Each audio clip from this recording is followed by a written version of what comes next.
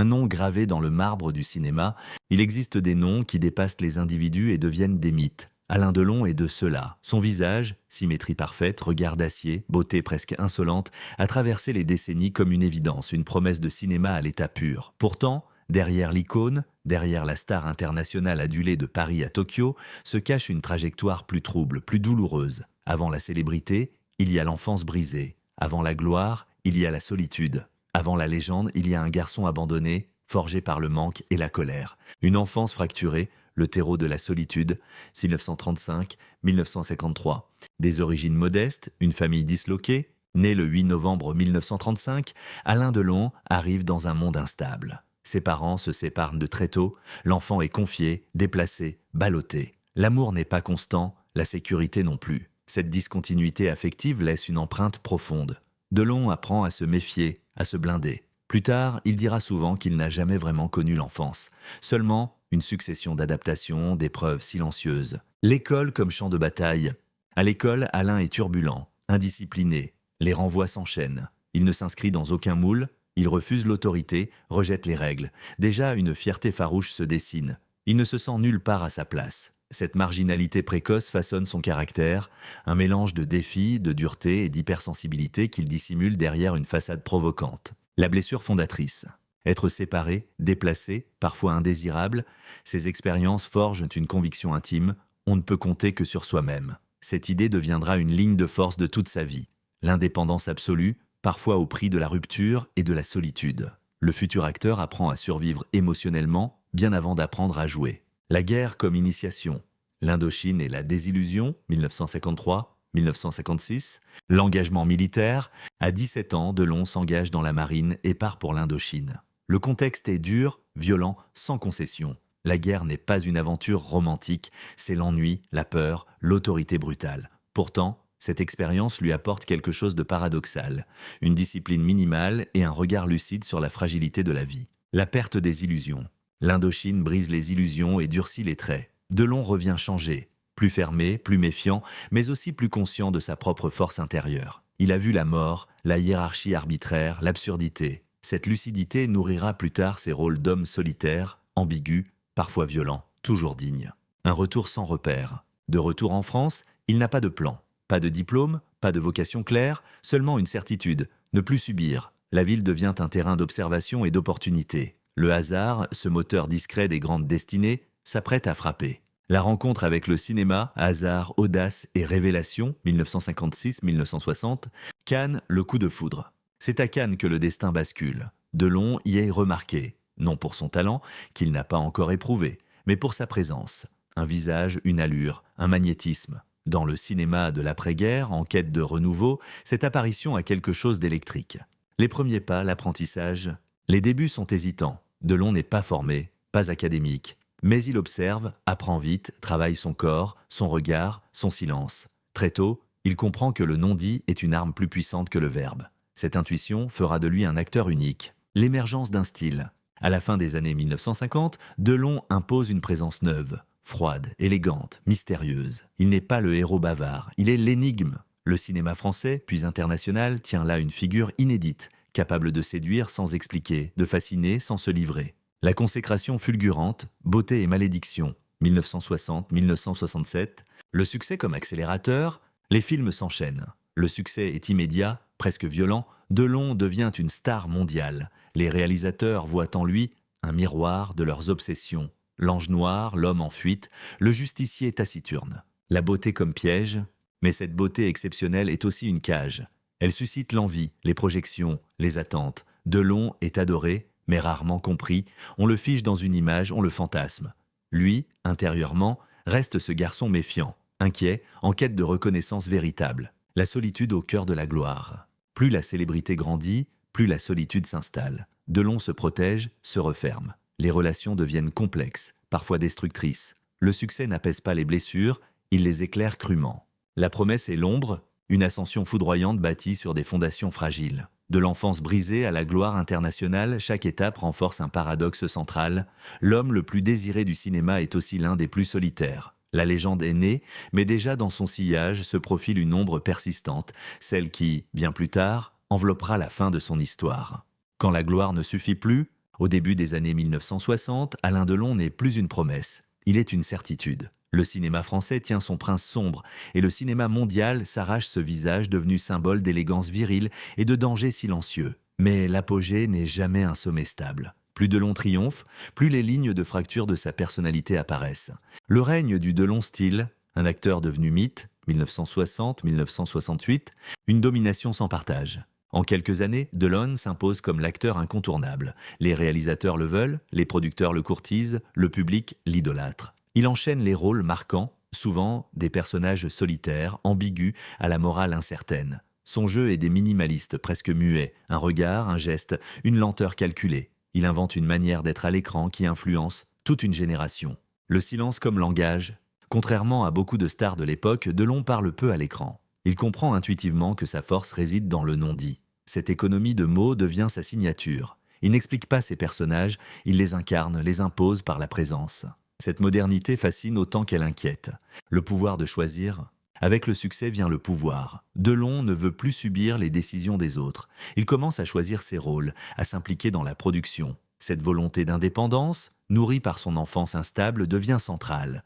Mais le contrôle absolu a un prix, l'isolement. Romy Schneider, l'amour absolu et la blessure éternelle. Une rencontre mythique. La rencontre avec Romy Schneider marque profondément la vie de Delon. Ils incarnent le couple idéal, glamour, magnétique. Le public projette sur eux un rêve romantique presque irréel.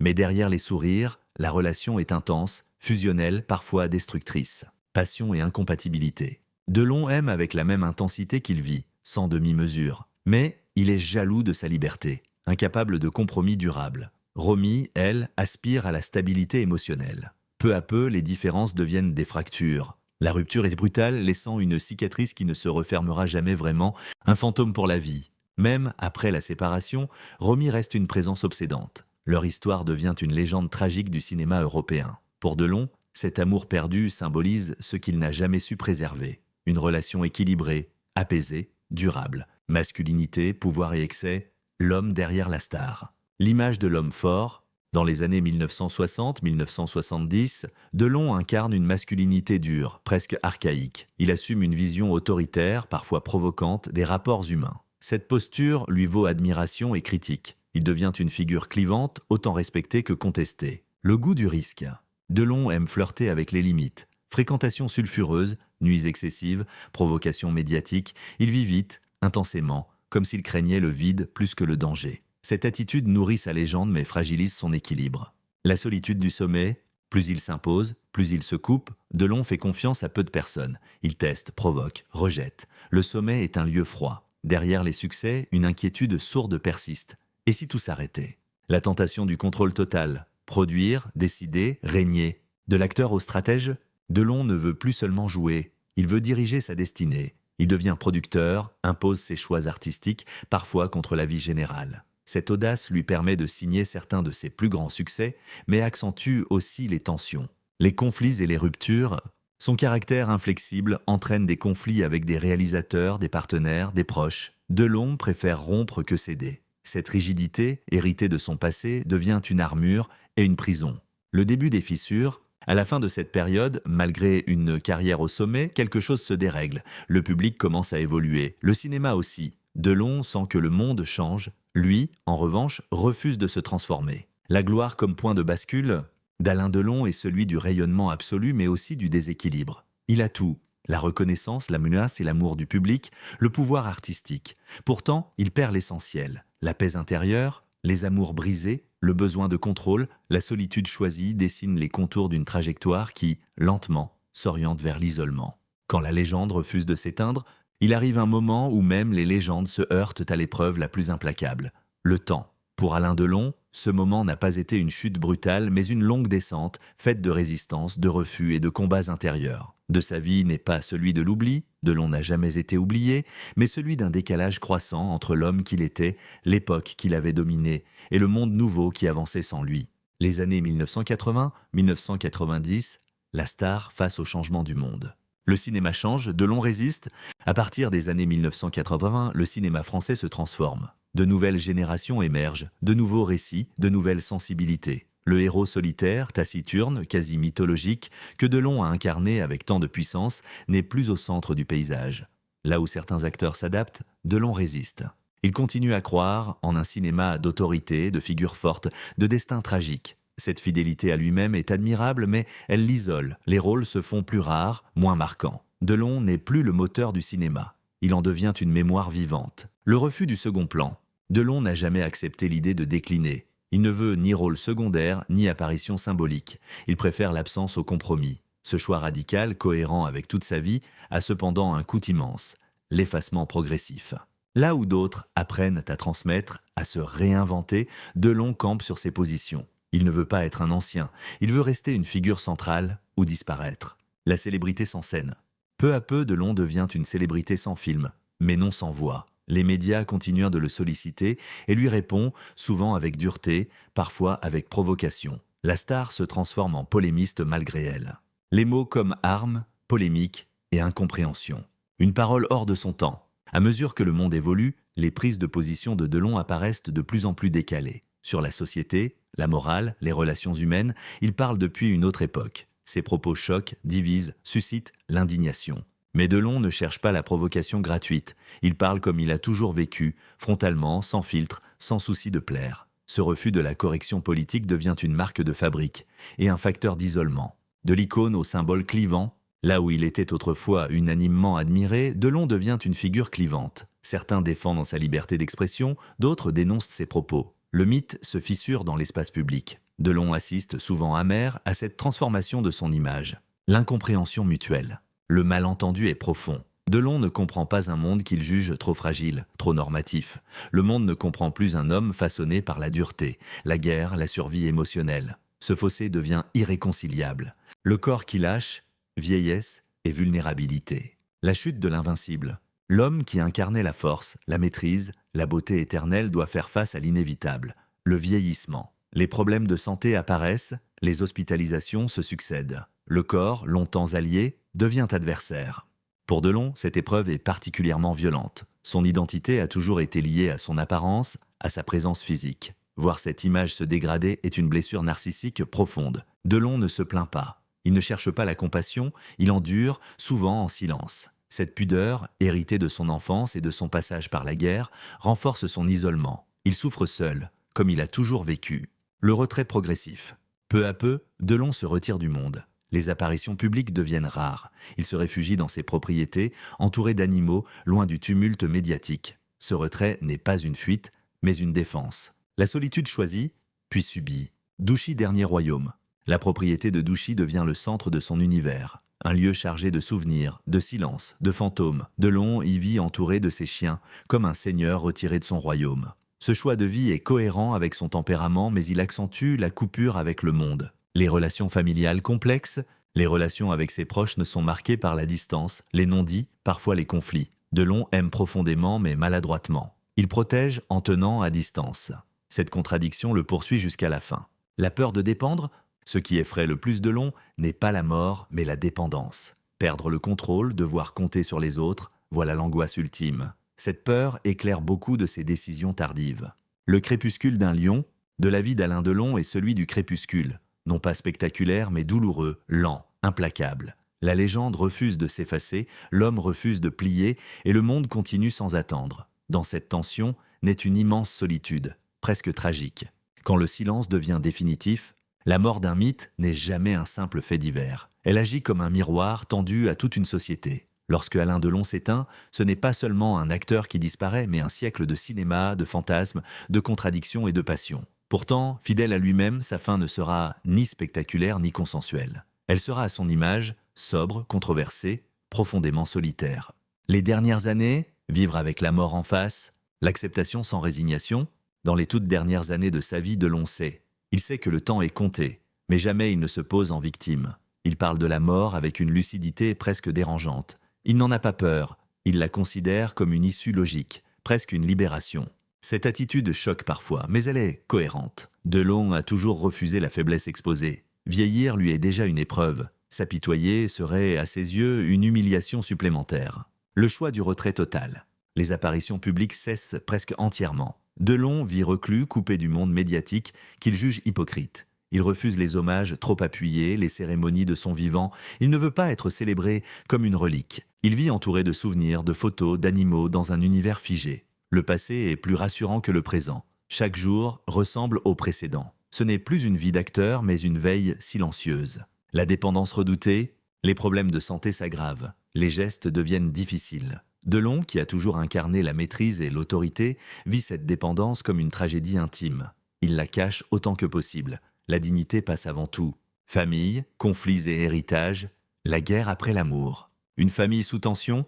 Dans les dernières années, les tensions familiales éclatent au grand jour. Désaccords, reproches, luttes d'influence, la sphère privée devient un champ de bataille médiatisé. Ces conflits ternissent l'image de sérénité que Delon voulait préserver. Mais ces tensions ne naissent pas de rien. Elles sont l'aboutissement d'une vie marquée par l'autorité, le contrôle, la difficulté à exprimer l'affection autrement que par la protection matérielle. L'héritage matériel? La question de l'héritage devient centrale. Biens, droits, images, patrimoine colossal. Delon a tout prévu, tout organisé. Comme toujours, il veut décider seul. Cette volonté de maîtrise posthume suscite incompréhension et rancœur. L'argent ici n'est pas qu'une question financière, il est le dernier langage d'un homme qui a souvent eu du mal à dire « je t'aime ». L'héritage affectif manquant, mais au-delà des biens, il y a ce qui ne se transmet pas, la tendresse, la présence, la parole apaisante. Beaucoup de proches ressentent un vide émotionnel irréparable. Delon laisse derrière lui une richesse immense et une douleur tout aussi grande. La mort, une fin sans mise en scène. Un départ discret. La mort d'Alain Delon ne donne pas lieu à une grande mise en scène hollywoodienne. Pas de spectacle, pas de dernière apparition. Il s'éteint comme il a vécu ces dernières années, dans la retenue. Ce choix divise, mais il est profondément fidèle à sa vision de la dignité. Delon ne voulait pas être pleuré en place publique, mais respecté dans le silence. Les hommages contrastés. À l'annonce de sa disparition, les hommages affluent. Acteurs, réalisateurs, anonymes saluent le géant du cinéma. Mais les hommages sont parfois ambivalents, mêlant admiration et critique. Delon, même mort, reste une figure clivante. Cette ambivalence résume toute sa vie. Aimé passionnément, contesté violemment, jamais indifférent. Le choc du vide. Sa disparition laisse un vide étrange. Non pas celui d'une star omniprésente, mais celui d'un repère. Delon incarnait une idée du cinéma et de l'homme qui n'existe plus. Avec lui, c'est une certaine brutalité noble, une élégance tragique qui disparaît. Que reste-t-il d'Alain Delon? L'empreinte artistique. Il reste des films, des regards, des silences. Une œuvre immense qui continue d'influencer le cinéma mondial. Delon n'était pas seulement beau, il était juste, instinctif, profondément moderne dans son minimalisme. L'homme derrière le mythe. Mais il reste aussi un homme complexe, blessé, parfois dur, souvent maladroit. Un homme qui n'a jamais vraiment appris à aimer autrement que par la domination ou la protection. Cette fragilité explique autant ses grandeurs que ses échecs. Une fin à son image. La triste fin d'Alain Delon n'est pas un scandale, c'est une conséquence. Celle d'une vie vécue dans l'excès, la fierté, la solitude. Il est mort comme il a vécu, debout, intérieurement, mais seul. Le prix de la légende. Alain Delon aura tout connu. La gloire absolue, l'amour mythique, la solitude extrême. Sa vie est une tragédie moderne où la beauté devient un fardeau et la force, une prison. Il restera à jamais un mythe du cinéma, mais aussi un avertissement silencieux. Le succès ne guérit pas les blessures de l'enfance. Le prix d'une légende. La vie d'Alain Delon n'est pas seulement l'histoire d'une star de cinéma, mais la tragédie d'un homme pris au piège entre gloire et solitude. Il a conquis le monde par sa beauté, son talent et son charisme hors du commun, mais ne s'est jamais vraiment maîtrisé lui-même. D'une enfance brisée à une jeunesse rebelle jusqu'à l'apogée d'une gloire inégalée, puis à une lente descente aux enfers, marquée par l'isolement, la controverse et le déclin, le parcours d'Alain Delon révèle une vérité amère. La célébrité ne guérit pas les blessures les plus profondes de l'humanité. Il a vécu comme un roi sans couronne et mort comme une légende qui n'a pas besoin de fanfare. Delon n'a pas cherché le pardon ni aspiré à une compréhension totale. Il a accepté d'être aimé, haï et controversé pourvu qu'on ne l'oublie pas. Et il y est parvenu. Alain Delon restera à jamais gravé dans la mémoire collective. Mais derrière ces scènes immortelles, ces regards froids entrés dans l'histoire du cinéma, persiste l'ombre d'un homme profondément seul, qui a payé un lourd tribut pour avoir toujours dû être fort, toujours maîtriser la situation, toujours se débrouiller seul. La fin d'Alain Delon n'est pas une tragédie soudaine. C'est la conséquence logique d'une vie extrême, où gloire et solitude coexistent, où la légende grandit tandis que l'homme réel s'efface peu à peu. Et c'est peut-être ce qui rend Alain Delon immortel. Non pas parce qu'il était parfait, mais parce qu'il était si humain.